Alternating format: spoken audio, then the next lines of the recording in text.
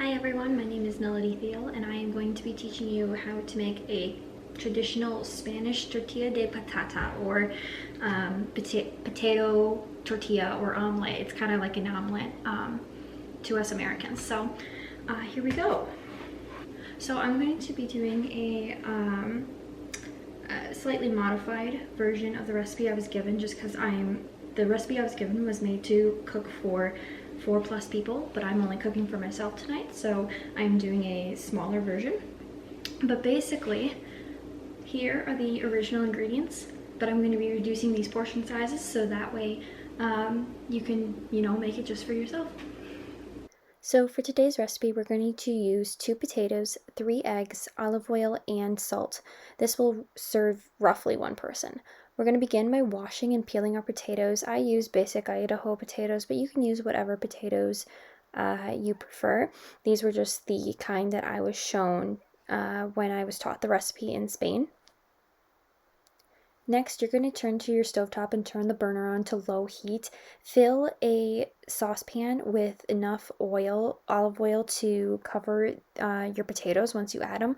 I've used vegetable oil before, but Spain is famous for olive oil, so I recommend using olive oil to get a more authentic taste. Then you're going to turn back to your potatoes and start cubing them. And when you cut them up, see how I'm twisting the knife into the potato to break off chunks? I've been told this helps activate starches in the potatoes, which will give you a more flavorful tortilla. Next, you're going to carefully add your potatoes to your olive oil. It's going to be getting hot at this point, so be careful. And if you want onions in your tortilla, this would be the time to add them as well so that they fry and grow tender with the potatoes. Then you're going to add a little bit of salt. It looks like I'm adding a lot here, but I'm really not. But just enough to taste.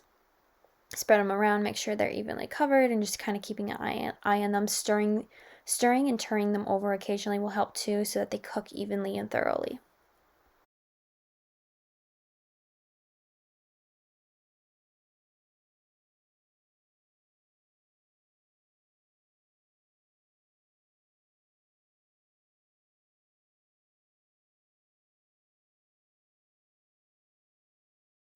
While your potatoes are cooking, you're going to turn back around and prep your eggs.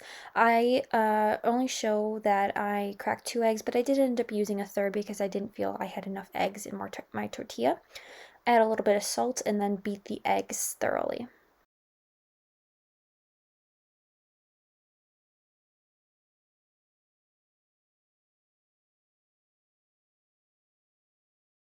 Keeping an eye on your potatoes, we want to take them off once they're nice and tender. So I'm sticking a fork into them, just kind of feeling how tender they are. And once they're easily mashable and tender, I'm going to go ahead and drain the oil from the pan.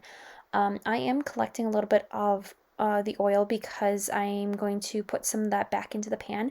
Otherwise, I recommend dumping the rest of the potatoes and oil into a colander, as you see here, or onto a plate with paper toweling or something, just something to soak up a little bit of that extra oil. And then I'm adding some of the extra oil that I saved back to the pan, just enough to add a fine layer to the bottom. Return your potatoes to the heat and add in your eggs mix. Now, in order to get that classic rounded tortilla look, what we're going to do is first we're going to shake the pan a little bit and then take a rubber scraper and dab around the edges, as you'll see me do, to get that rounded look. It works better when you have more eggs in the pan. Now, the trick that I learned in order to cook your tortilla fully is you need to flip it over. And to do that, what we're going to do is we're going to take a plate, cover the pan, and then flip the whole thing over carefully. I recommend doing this over a sink if you're like me and you spill some of the extra oil onto the stovetop. But basically then slide the tortilla off the plate back into the pan and continue doing the little dabbing and shaking motion until your tortilla is as well cooked as you'd like it to be. Some people like theirs a little more runny, others, more thoroughly cooked. So basically you're going to continue flipping over your tortilla until it's as well done as you'd like it to be. I would like to take a moment to thank my program director who was abroad with me while I was in Spain. This is his family's tortilla recipe, and I am so thankful that he shared it with me because now this is a little part of Spain that it can continue to have with me now that I'm home in the States. I really love it, and I hope you do too. Enjoy your tortilla!